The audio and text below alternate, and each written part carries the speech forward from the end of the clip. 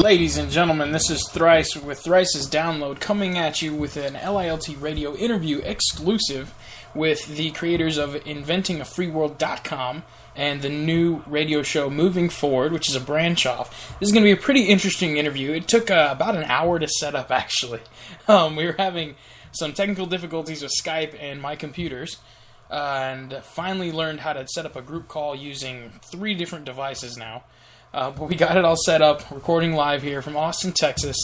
You can find us on LILTradio.com if you're listening to us through Spreaker. And there's more shows that are going to be on there and music coming up. We have tons of interviews going on this month. It's been a blast. Moving Forward is actually going to be, hopefully, a new show coming on here soon. So I'm actually going to interview here talking with Matt and Max. Matt is going to talk first about InventingAFreeWorld.com and what he kind of had in mind when he, his vision when he created this and what it really means to him. So, hey, Matt, how you doing today? I'm doing great. How are you doing? It's a great day today. Can't complain. It's been kind of hectic. I know I've had you on and off here on the phone and on Skype and trying to get it set up. But, beautiful day here in Austin, Texas. I know it's cold where you are, right? Yeah. Still got snow on the ground. Right. Well, I think we got an issue here. Yeah. Hey. So, he's live. There we go. Had a little audio issue. Hey, Matt, or Max, we're going to talk to Matt real quick about his the website and everything, and then we'll have you come on in a minute, so we'll just need you to hold on for a second there, okay, Max? Okay, cool. Yeah, all right, stand by. All right, man. So, Matt, go ahead. Tell us about the website and everything. Well, I guess I started this out because, I had some inventors that I had really admired, and I wanted to have a way to connect with them because typically it's very hard to connect with high-profile inventors because they have, they're essentially like celebrities, so they don't really mingle that much in the public unless do radio shows. So I started the radio show, and in a sense, the origin of Inventing a Free World is the fact that a lot of inventors have this exact vision of what the world will look like in a set amount of time, 10 years, 20 years, 15 years, and it's sort of like a prediction where they see themselves inside of this world, and based on things that they've seen from other inventors and some of their own creations, they in my personal vision of this world, which I've started to write a story about, it basically involves having complete sustainability within communities and to try and bring in communities together to stop importing from all over the world, where you can replicate and build things on site, and you have creating based on specific knowledge sources. So you're saying like creating a local based commerce and like ecosystem, like environment. So basically you're saying inside like Austin, Texas, like where I'm from, you would have the city and the population area, and then the outskirts you'd have the ability of farming, certain developments that give the materials that the city needs, or the foods and, the water sources. Yeah, I find that cities are built sort of like how horticulture, they call it monoculture. I find that first of all, Inventing a Free World, if there was a free world, our cities would not be structured the way that they are. Oh, of course not. They would not be trying to jam everybody into the same place where they can put stores so people can buy consumables. Right. If you were to create sustainable communities, the communities would be based solely on knowledge, not on product. Right. So you would have on the outskirts of these cities, you would have basically the way how I envision this is to have you take 100 acres, you build there's a machine that I have in my head that would basically print off I guess you'd call it 99 houses for families, families, one third of those homes, I'm getting feedback. Yeah, I fixed it. One third of those homes would be meant specifically for people. Okay. So people would be able to come and go from other communities, bring their families, come to a specific community that, say, one of their kids, was interested in how electric motors work, and they would be able to go and vacation there until the child learned that topic from all of the leading people within that area. And then you would have networks on top of that where there's individual networks based on a knowledge source that could be all over the world, where then if you guys have a big, if one community has the plans for a huge project, you can bring in the people from the top of their field to then allow for a huge expansion of creativity. So,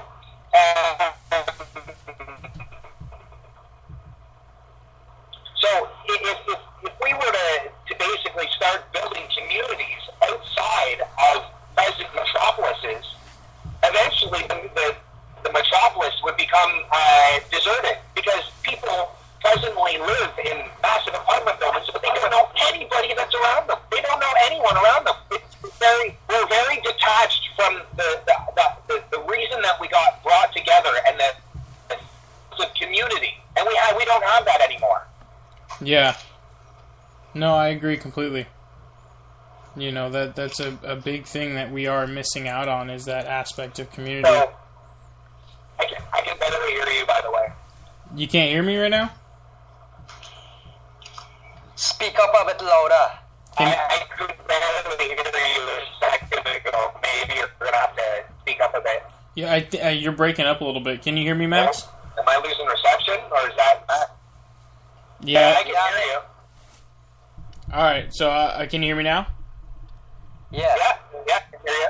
Alright, hopefully I'll be getting a mixing board this next month. That will cut out all this issues. So I built the website on the principle of bringing inventors together, allowing people to see, to be able to talk to people that they normally would never get the opportunity to talk to, and then at the same time I get to talk to them, and I get to make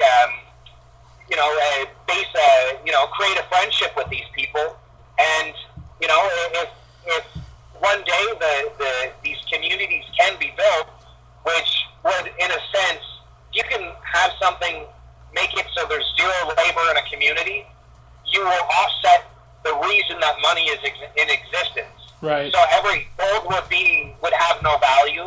We would use it for what it needs to be. We wouldn't have it so we can hoard. Same with money. Right. No, and that's funny you say that, what it needs to be, because that's the reality is gold it has so many different potentials when it comes to the actual physical use of it. You know what I'm saying? Instead of just the monetary aspect. I don't know if it's my reception, but I'm having a hard time hearing you. I've got full reception, so I don't understand why. Let's see. Hold on. Tell me when I sound better. When you said you sound better, when you said better, that sounded better. Does it sound better now? That sounded good.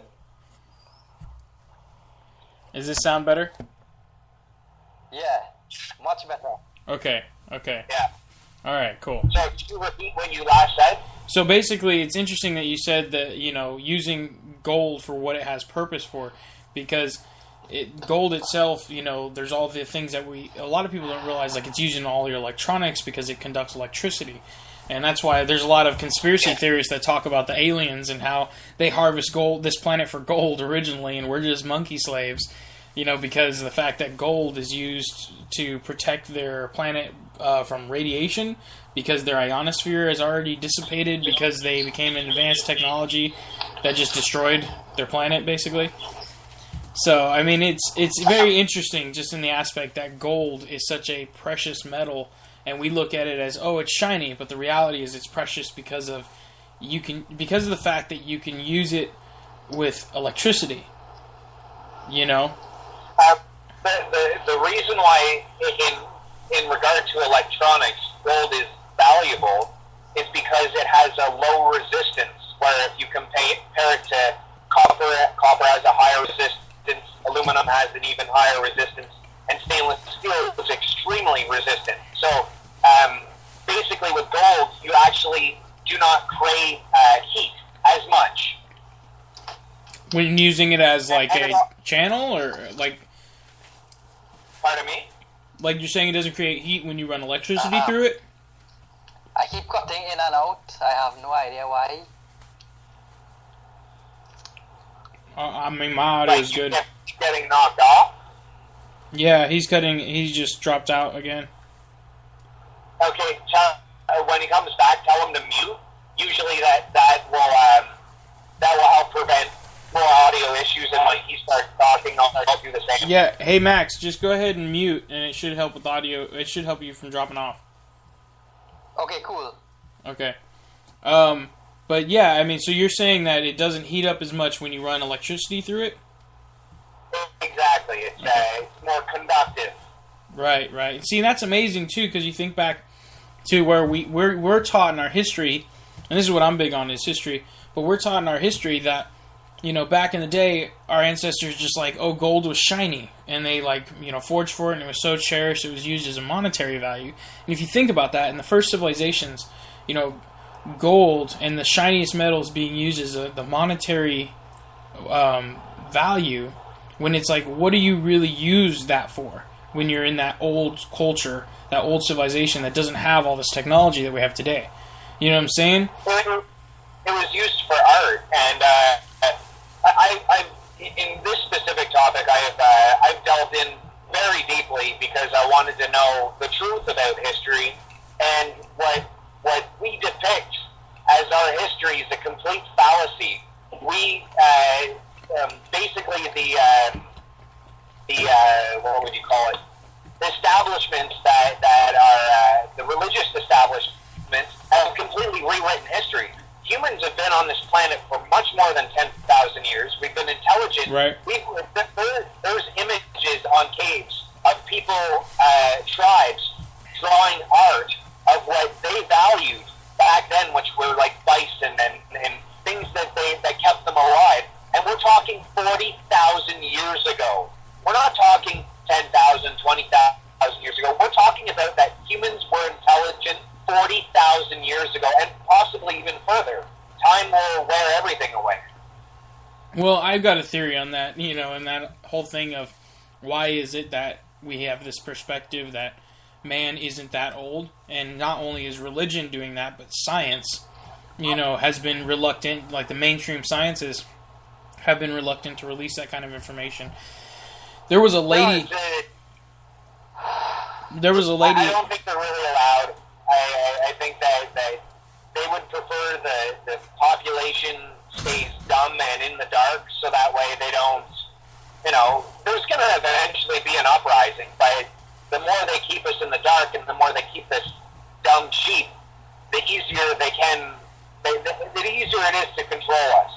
Yeah, yeah. Well, and that's the thing. That's the whole point of... I think that's really the whole trying to regulate the internet. And I know with the U.S., they had a bill that just got passed, and there's people who are kind of uncomfortable with it because they said, oh, yay, the people won, but the reality is we never got to see the bill. Like, we didn't even get to read it, you know? No. So that's kind of something that's way kind of interesting. But anyways, we're getting off topic, talking about some fun stuff. I was just about to pull us back, too. Yeah. So, okay, so with this, are you going to be doing, like, do you think you would want to do, like, maybe a once-a-month show or something for just the Inventing a Free World? And how? Well, I see, my issue was with doing radio is that it was such a time-consuming thing. Like, I wanted it to be perfect, and really what I envision Inventing a Free World website to be is a place where people can collaborate ideas. People can come on, you know, send us a message and say, hey, you know, I'm an open source inventor. It is specifically for open source inventors. That way they can share their ideas and they can collaborate with other people. I don't believe in the monetary system. I do not believe in ideas being